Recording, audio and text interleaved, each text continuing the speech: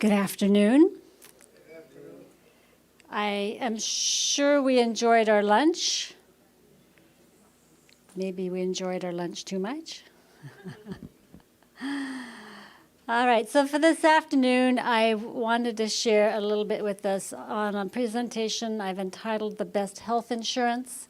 For some of you, this may be a review, but sometimes a review is good. Because have you ever wondered why God put it that we have Sabbath every 7 days?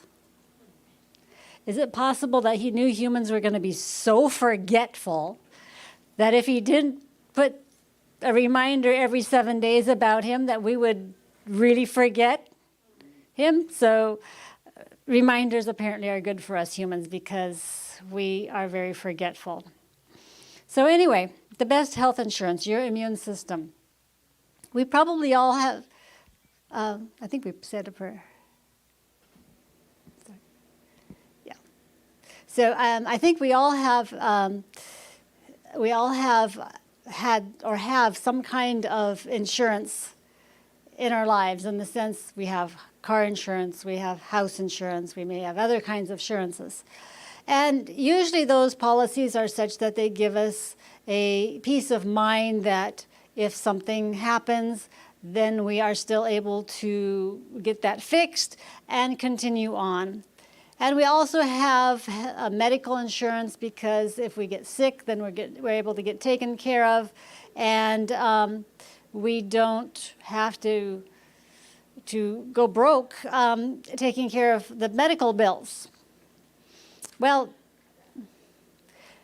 our immune systems can almost be viewed like this, like an insurance, because that is what is going to take us back from being sick, as well as keep us from being sick. And so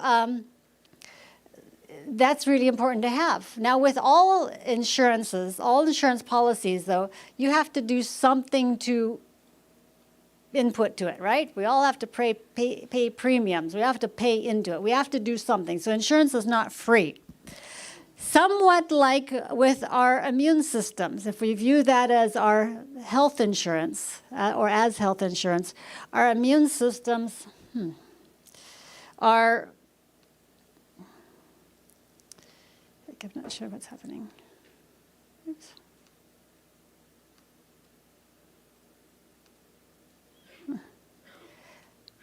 Our technology can have its own mind sometimes.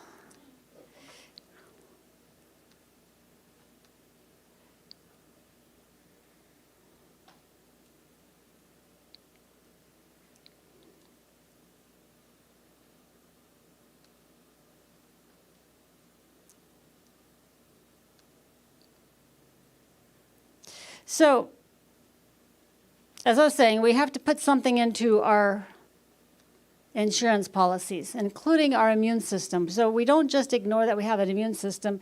We have to do something to keep it strong and healthy. Now, our immune system deals with a lot of different things, but deals in general, though, with pathogens. It deals with bacteria, it deals with viruses, it deals with fungus. It also deals with parasites. There are two basic kinds, the non-specific immunity and the specific immunity. Our non-specific immunity can be as general as even our tears, our skins. What that is a barrier to outside pathogens coming in. And even things like coughing. Coughing is a getting out of the bacteria or the virus that has maybe come in or been inhaled. We have a bunch of different cells in our immune system that does a lot of different things. We have things like natural killer cells, phagocytes, mast cells, basophils, eosinophils, cytokines, and interferons. And don't try to remember all of that specifically, but what it is portraying is that our immune system is like an army with a lot of different departments, a lot of different specialties. And this army does all kinds of amazing things.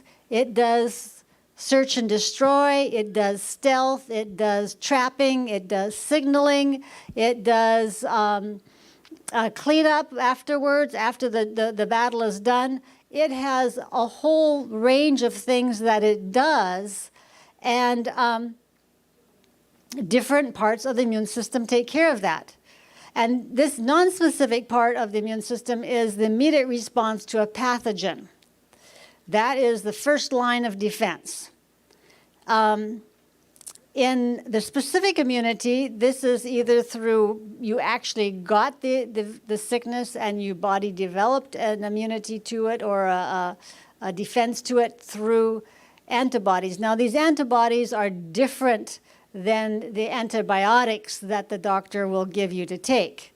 Antibodies that your body makes is specifically designed or programmed to deal with a particular bacteria or virus that it may be presented with later on. And this is not so much of an immediate immunity, it's a longer lasting immunity, and it's based upon these cells now remembering that it had encountered this thing once before. Now, the little situation that is a challenge as to why vaccinations can kind of flip this situation, and that is your nonspecific immunity is your front line of defense. You really want that. Now, if you are getting a vaccination that is supposedly causing your body to make antibodies, it starts flipping this now.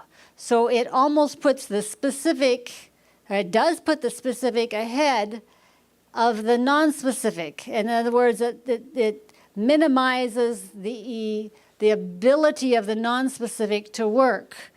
And so that is still why sometimes, even though a person gets quote-unquote vaccinated among a bunch of other reasons, they still will get sick, is because in the process, one of the side effects of getting the vaccination is that it has minimized the non-specific immunity, and that ends up opening the door for this. I'm not sure what's quite going on.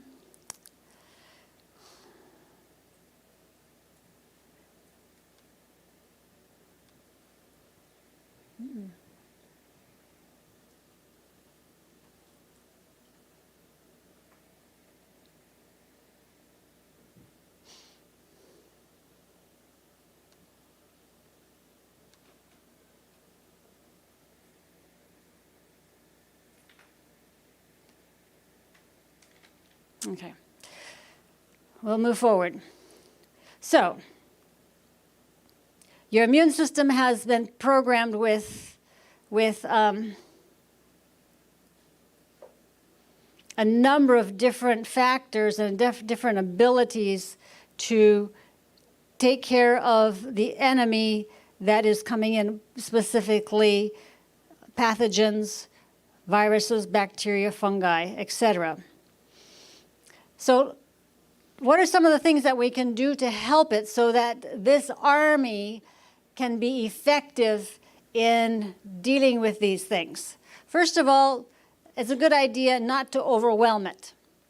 And overwhelming will mean is that you have been so exposed to this pathogen, virus, bacteria, whatever, that it becomes a consistent and or excessive onslaught on the immune system, and your immune soldiers just can't keep up anymore. In other words, just overwhelmed. It was too much for it. And that is a situation for you now coming down with whatever. Even just the last week, I was dealing with an older person, and she's saying, I don't know why I got sick again. And she's been sick, I don't know, 3-4 times in the last year. Why do I keep coming down sick? Well, come to find out, her little granddaughter that absolutely loves her loves to come and visit her, and she goes to daycare, and she ends up bringing home all these different little colds and flus from the daycare.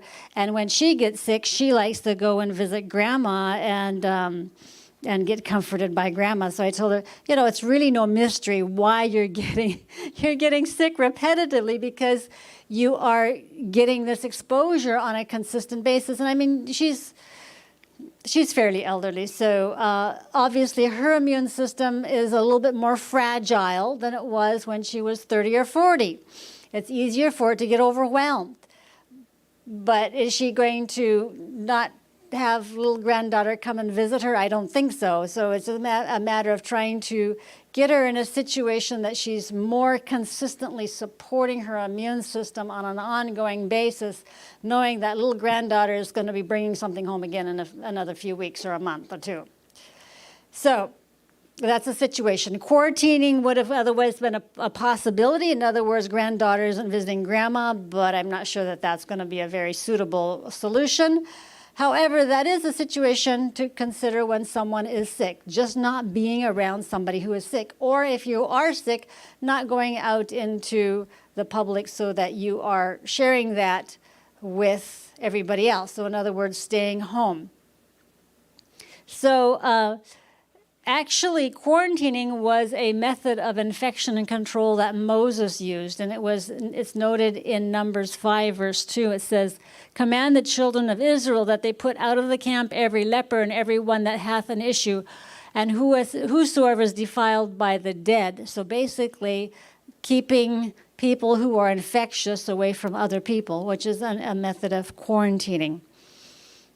So don't overwhelm the immune system. If you know you're sick, probably best to stay home, and especially that is not when you want to go do nursing home visits. It's when you yourself are sick. Not a good thing for the people who you're going to visit. Hand washing and sanitation. Yes, it is important for hand washing.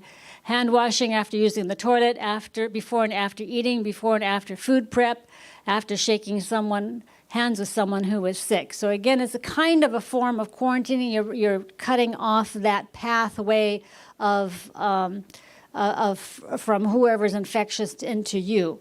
And soap and water is still good. Actually, soap and water is better than hand sanitizer. Hand sanitizer is fine if you don't have soap and water, but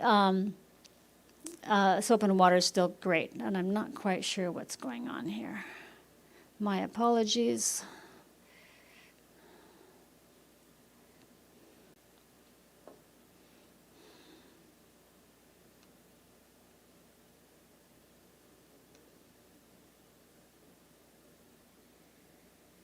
Okay. So,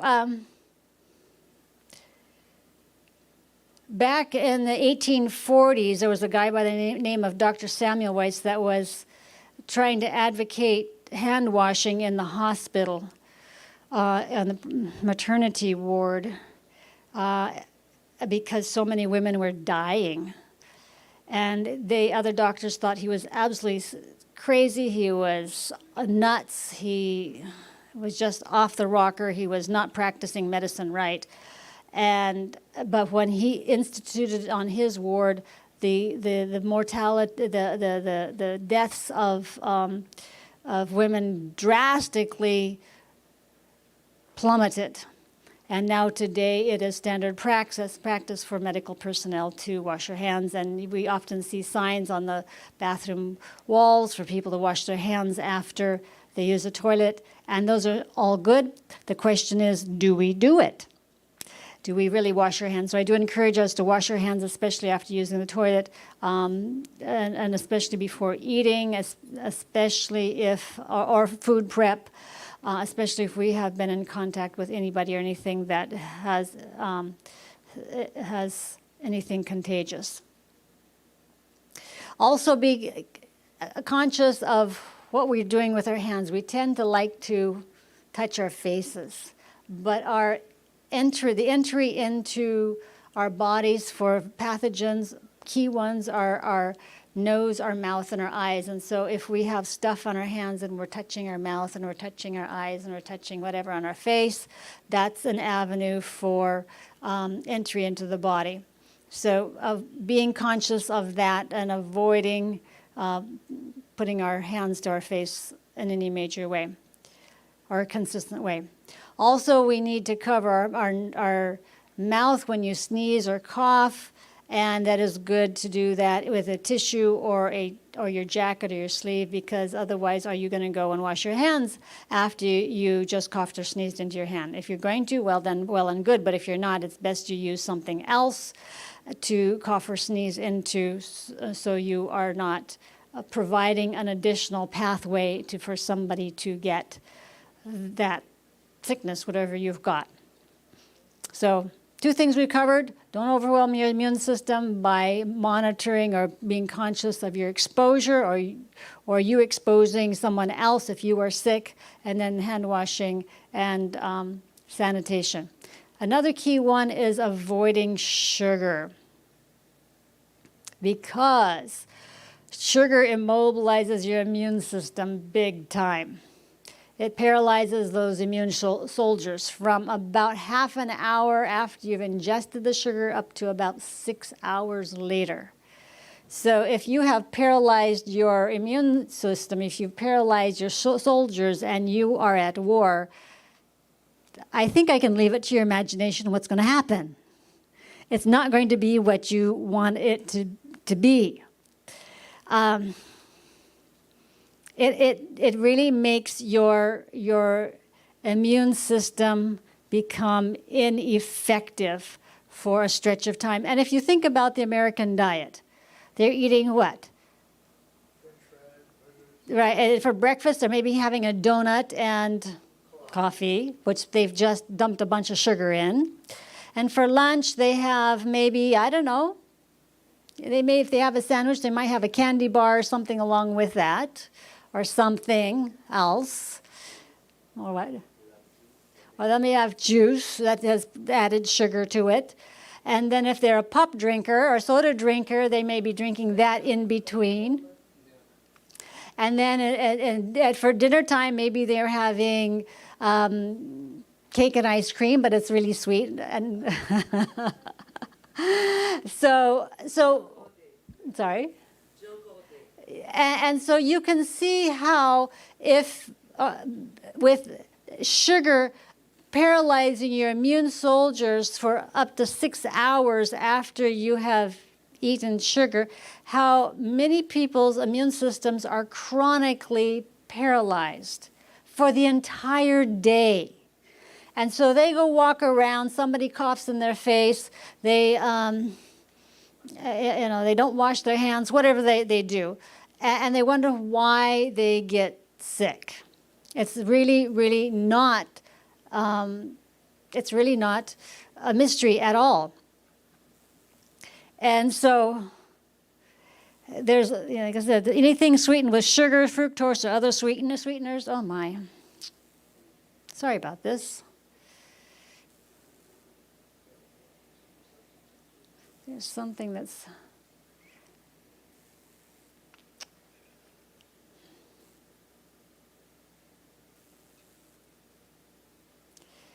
This, I'm going to turn off, maybe let me turn off my Wi-Fi, because I think there's something with Wi-Fi that's trying to get into my computer. See if that works. Nope.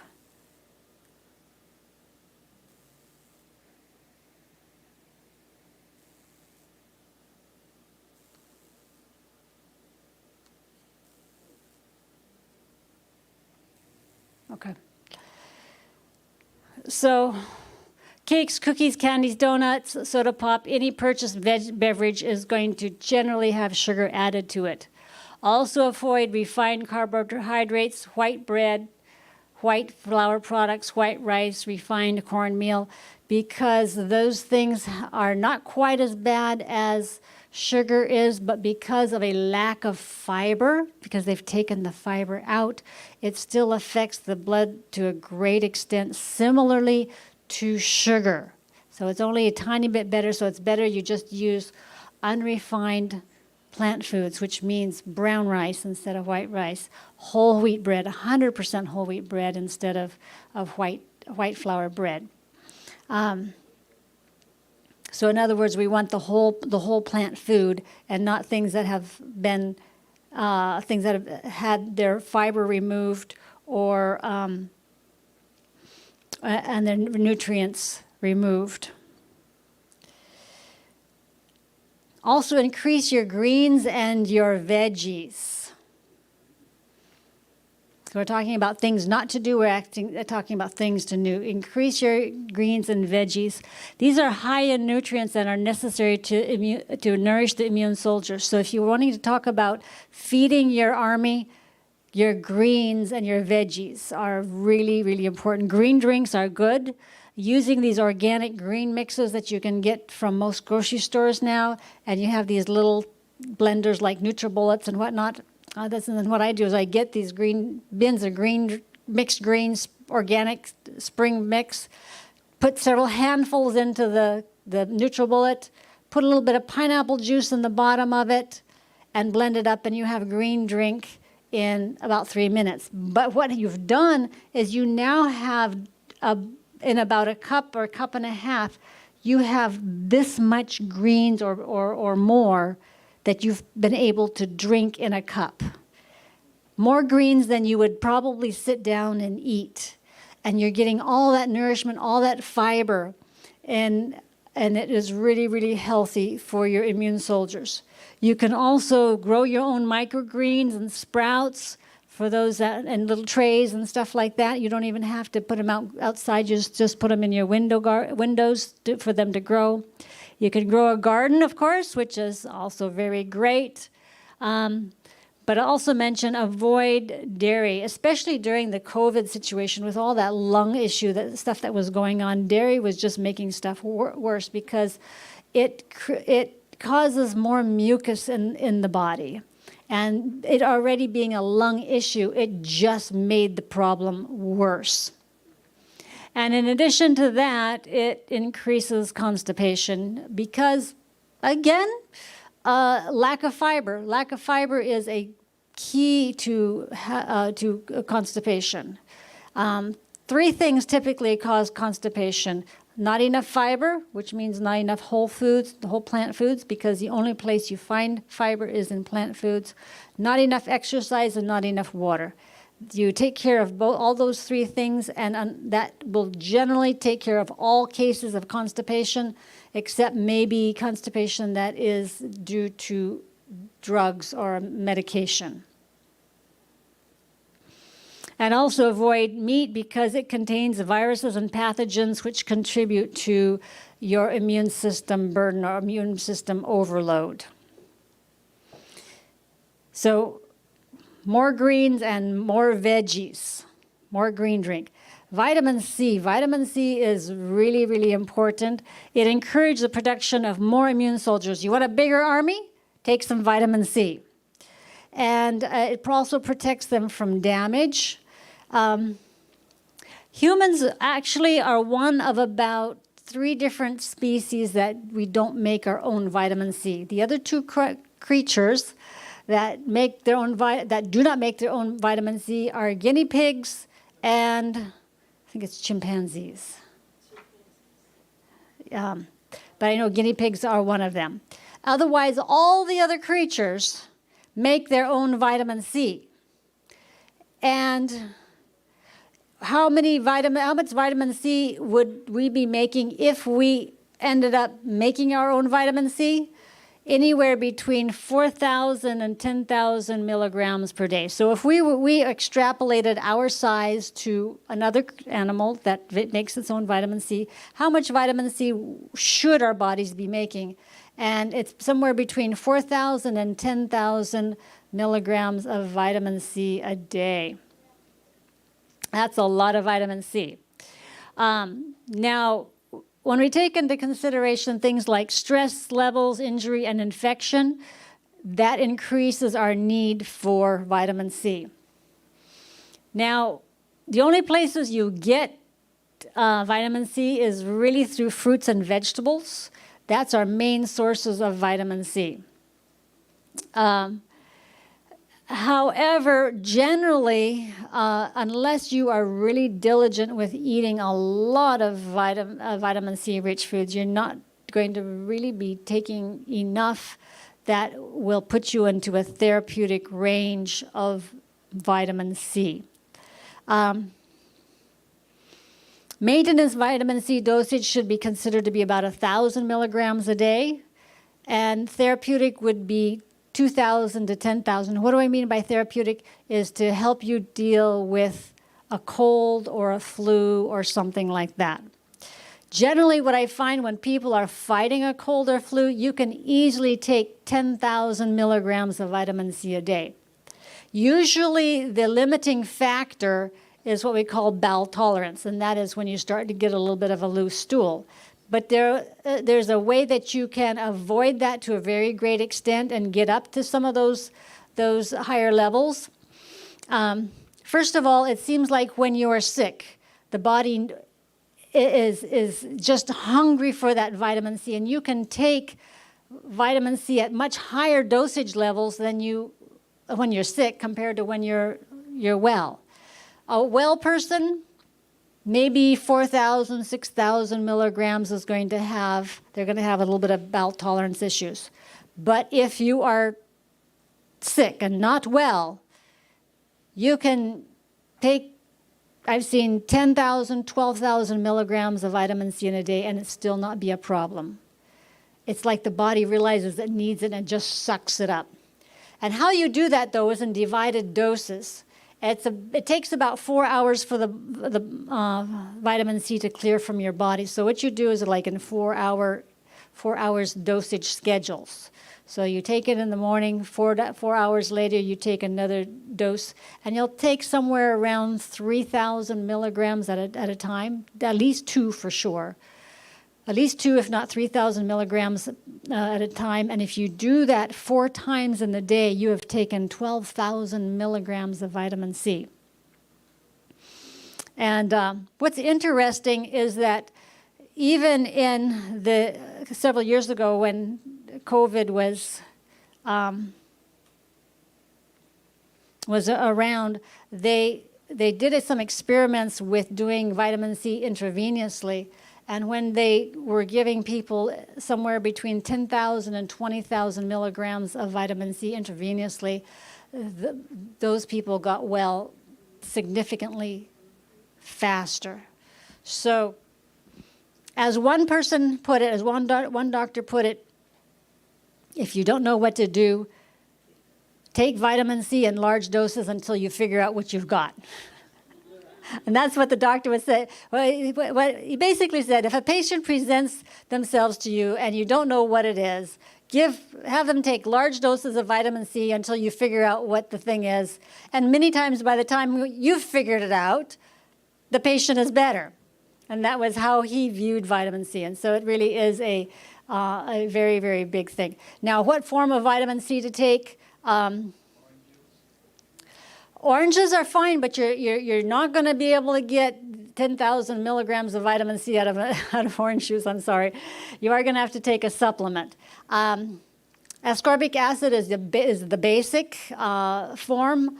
Otherwise, it can be combined or buffered, like with sodium ascorbate or magnesium ascorbate. Those are probably the 2 ideal, sodium ascorbate and magnesium ascorbate. Then ascorbic acid, and then the 4th option would be like it with calcium. So, which is unfortunate that ester C is the one that's combined with calcium, which is the not as desirable form as the other 3. Even just plain old ascorbic acid is shown to be more effective than when it's combined with calcium. Vitamin D. Vitamin D is really necessary for a strong immune system. One time, a decade or 2 ago, we thought vitamin D was mainly for your bones. Well, it's not just for your bones, it's really also for our immune systems as well. When we need that. In fact, a lot of the autoimmune diseases are as a result of a vitamin D deficiency. Now, we do make vitamin D in our skins, but I think we have degenerated as humans to the point that we don't make enough. Because even natural healers observe that even though, say, they practice in Hawaii, and this is actually a testimony by a doctor, that the vast majority of people are vitamin D deficient, so that he doesn't even bother to test their vitamin D levels from the get-go. He just puts them on vitamin D, and then afterwards, then he tests to see where they are. And here are people that are in the sunshine, and they are still, most of them are still vitamin D deficient. And the darker your skin, the less you are going to make vitamin D. So you have to take that into consideration as well. As you may end up having to be in the sun 6 times as long as a lighter skinned person, which you're probably not going to be in the sun that long. So, and in the wintertime, unless you're living like Florida or further south, you're not even making vitamin D anyhow. So I think we have degenerated, so we're just not making as much vitamin D as we should. How much vitamin D should we have? When you go get your blood tested the next time, let them test you for vitamin D levels and ask them for that number. Don't just go by, oh, your vitamin D levels are good. Don't just take their word for it. Ask them what your number is. Your number should be 50 to 60 or even a little above that, but no less than 50. If it's less than 50, you need a vitamin D supplement. Now, the doctor is going to tell you that it's normal all the way down to 30. But in practicality, when your vitamin D levels go below 50, your incidence of cancer raises by about 4 times, especially for women. So you do want your vitamin D levels up there. And so that's why you want to know what yours are, and just don't count on your doctor saying, oh, you're good, because he or she is going to tell you you're good all the way down to 30. And that's a big difference from 50. His supplement, especially if you're needing to bring levels up, supplement between 5,000, 10,000 and international units. And when you're taking those high levels, you do want to take something else called K2 with it, with these higher dosage, at about 1 microgram per 5,000 international units of vitamin D.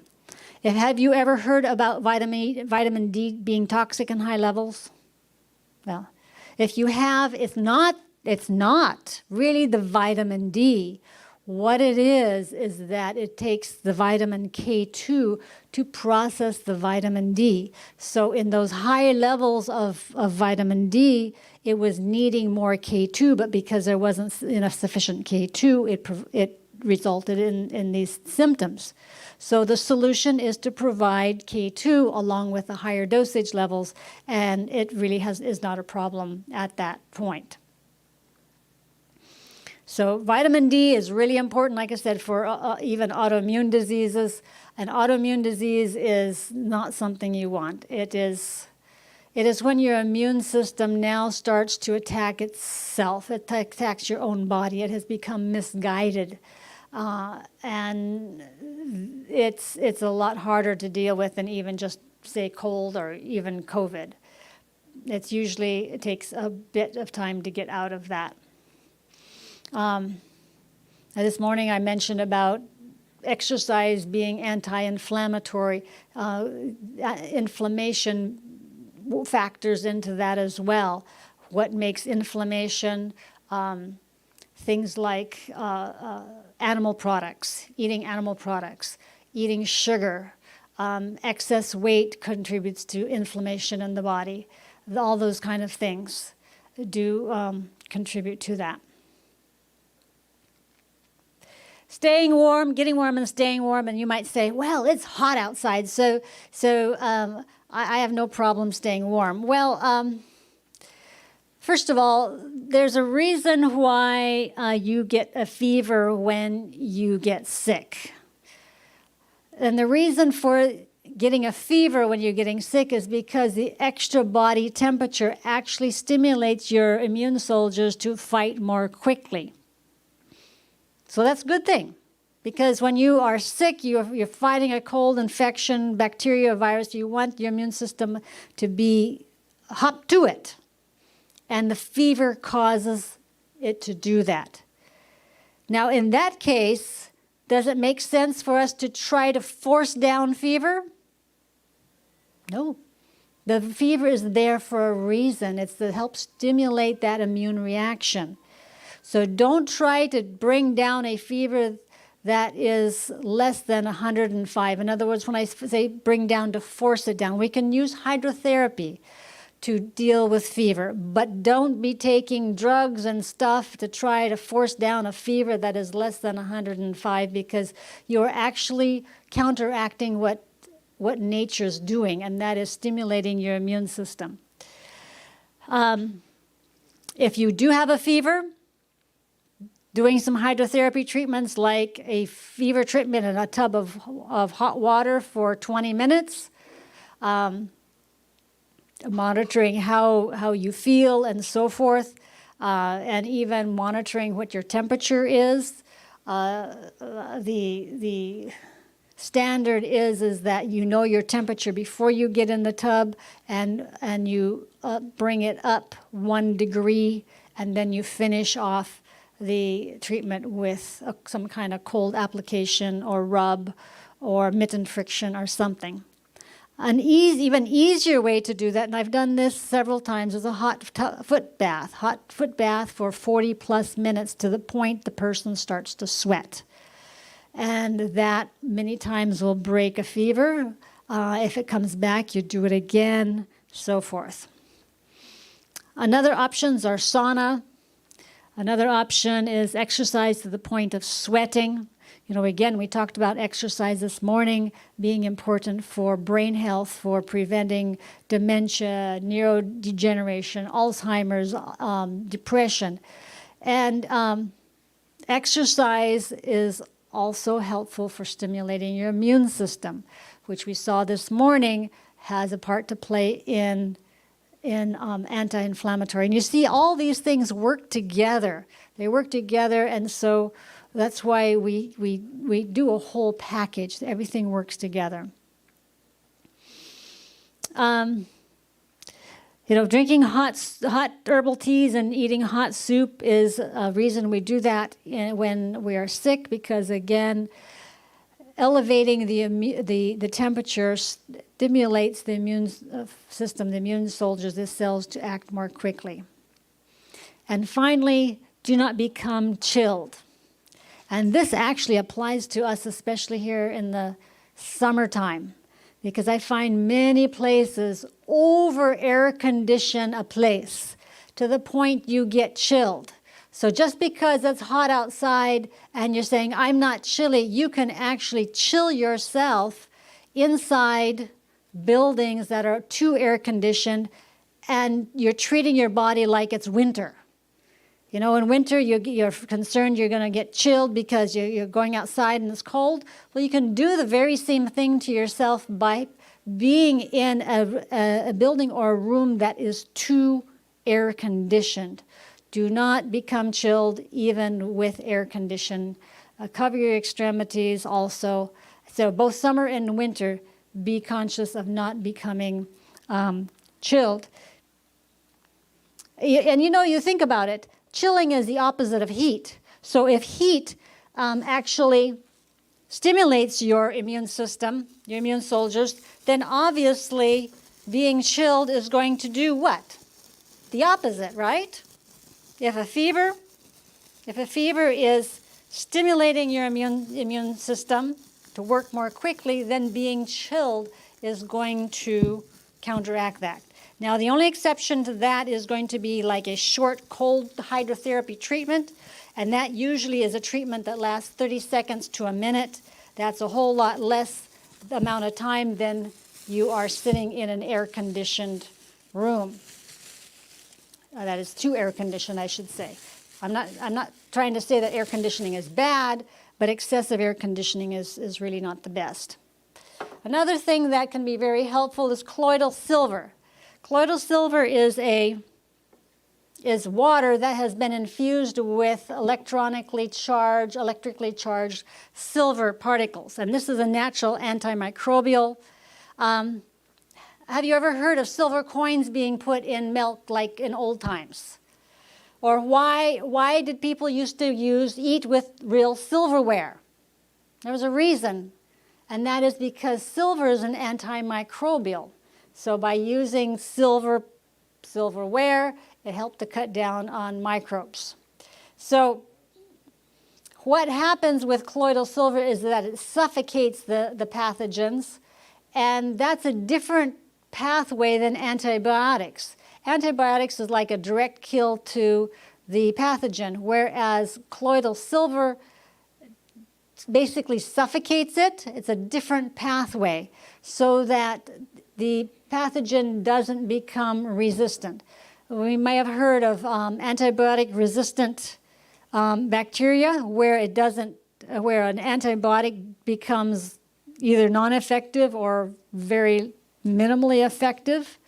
Colloidal silver that's not going to happen to it. And it can be used orally, applied topically, inhaled through a nebulizer or cool mist humidifier. So there's various ways of getting it into the body. You can spray it in the back of your throat for people that may have strep throat every half hour or hour. You can also take orally for infection, depending upon your level of infection. If you've got active infection, like a quarter cup, I'll say a couple tablespoons to 4 tablespoons, say 3 times a day. And that is another form of helping out your immune system. Garlic. Garlic is another great natural antimicrobial. It should be fresh raw garlic. Fresh raw garlic is best as opposed to a garlic preparation.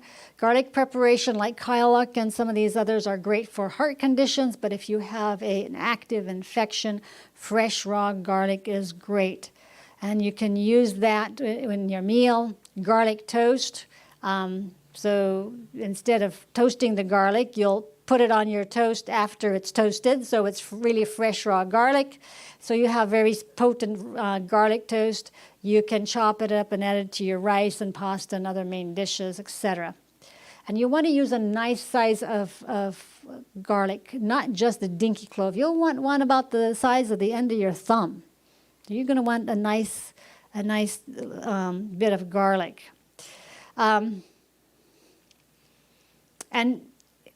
if somebody doesn't like how that you smell like a piece of garlic, that's just too bad. Your health is a lot more important than that. Onions and onion water can also be very good.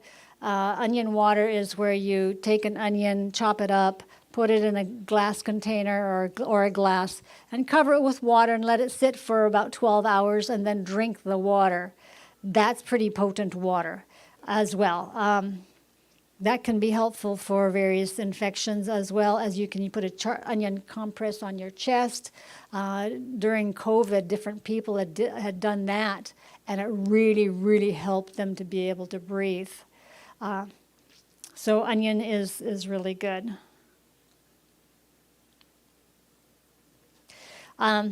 Immune boosters. There's one particular immune booster that I was showing on this particular slide, and that's an immune stimulant. It's a sublingual spray that actually stimulates your immune system to work at a higher level. And we've seen it help with a number of cases where you feel like you're now coming down with something, and you use this repeatedly every 15, 30 minutes for maybe say an hour or so, and you'll often find that it just goes away. So having an immune booster can be very, very helpful.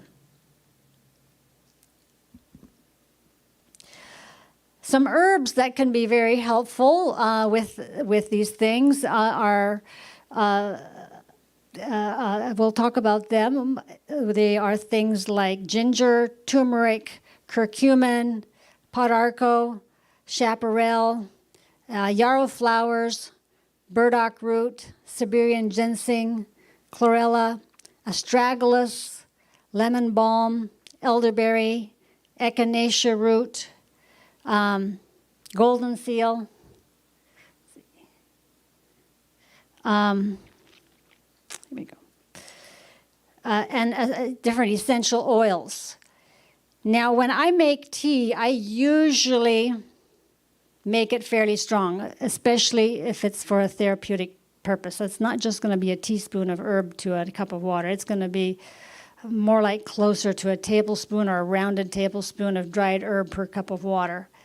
And for flowers and leaves, which are the softer plant parts of the plant, you do what you call steeping, which is you boil the water, then take the pot off of your stove, and then add the herb, stir it up, and cover it and let it sit until it's cool.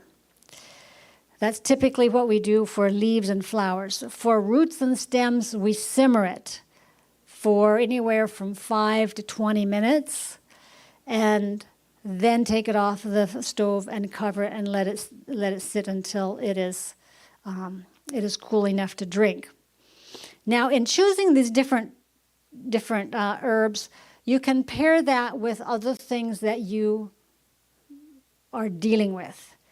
Okay, say like for ginger, if you have, say, a circulatory problem or maybe even an arthritic problem or maybe heart problems, ginger might be a good solution for you because it's pairing not only something that's good for the cold or flu, but with another health problem that you are working on.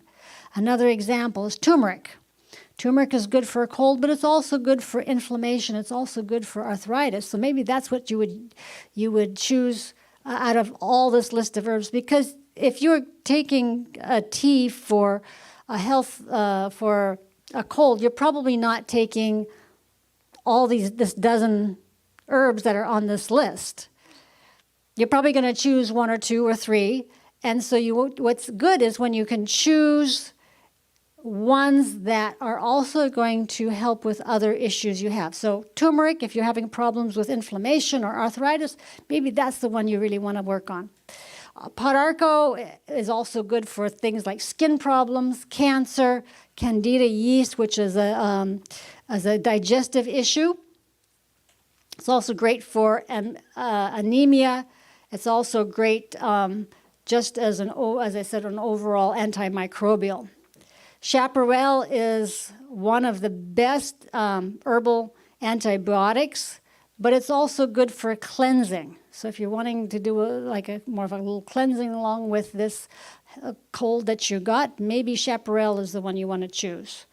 Burdock is great for hormonal imbalances and allergies. So if you suffer with either of those, maybe burdock is the one that you want to include in your selection. Siberian ginseng, it's great for stress, adapting to stress. It's good for depression. It's good for fatigue. So that would be its picture. Chlorella is just plain nourishing. It's a nourishing herb. It helps also with things like your eyes, etc. So if you're having any eye issues, chlorella is great. Astragalus helps to build your resistance overall. So if you're one that tends to get colds a lot, probably astragalus is something you want to use. Lemon balm is one that is also helpful for things like nervousness and insomnia, depression, hypertension. So if you suffer from those things as well, lemon balm might be your one of choice. Elderberry is good for respiratory problems in general. So if you tend to have respiratory problems, lung problems, maybe elderberry is your choice. Now the berries do need to be cooked or made into a syrup if you're going to use that particular one. Golden seal is just great for various infections as well. And then there are different essential oils that you can use, like oregano oil is one of the big guns. If you are going to take oregano oil, take it very gingerly because it is very powerful, or dilute it. Sleep is really important when fighting an infection. Have you ever noticed that you... Thank you. We're here for Miss Flo. I mean to disrespect everybody or anything, but happy birthday, Miss Flo. And we just came to, represent you. Thank you. We're here for you. I'm glad you guys are here for us. And, yeah. Thank you. Yeah, we just basically came around because Miss Flo come around.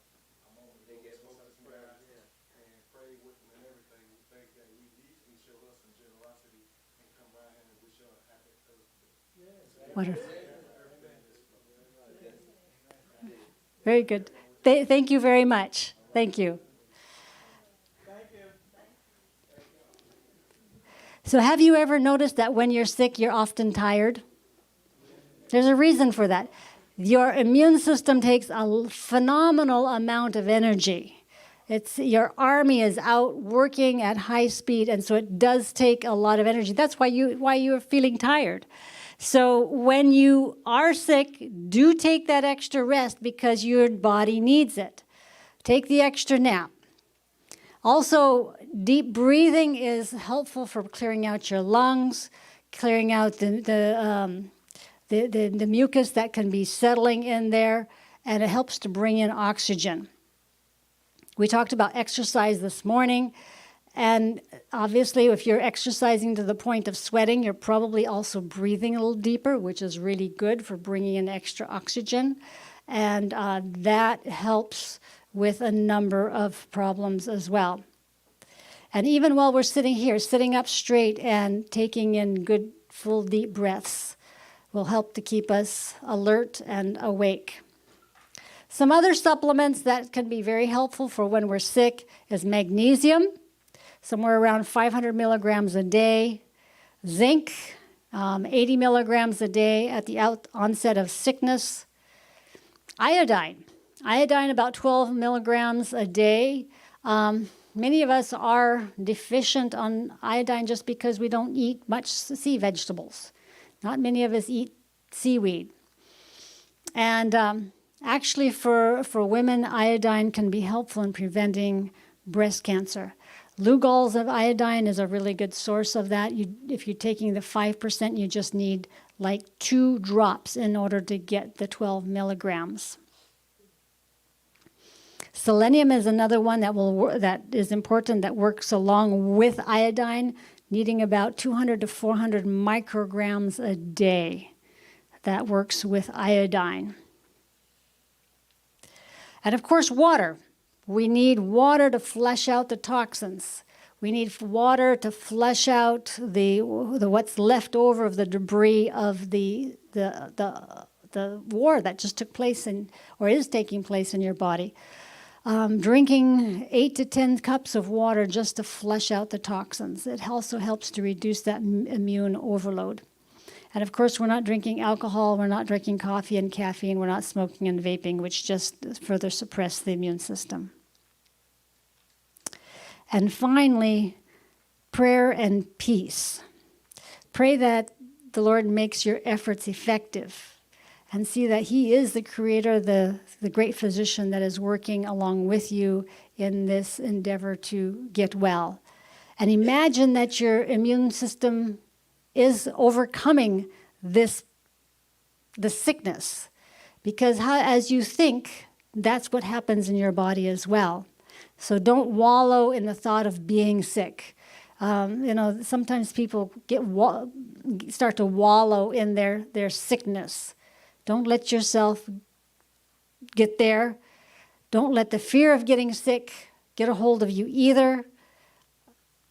Do what you can to support your immune system and pray that the Lord makes your efforts effective, and believe to that effect.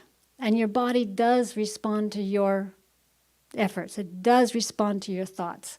As a man thinketh, so is he. And we know that that is the case even in our health. And so that's a little overview of some things to do to get your immune system in a condition to be able to overcome whatever it comes against. I see in the back, interestingly, you have the best health insurance. I do have some more of these if any of you don't have this, but it's a great overview of what I just presented and a good refresher on different things that you can do to increase your immune system. I'll take maybe one or two questions and that's it. And so we have enough time for Pastor Herbert to do his segment. Yes, go ahead.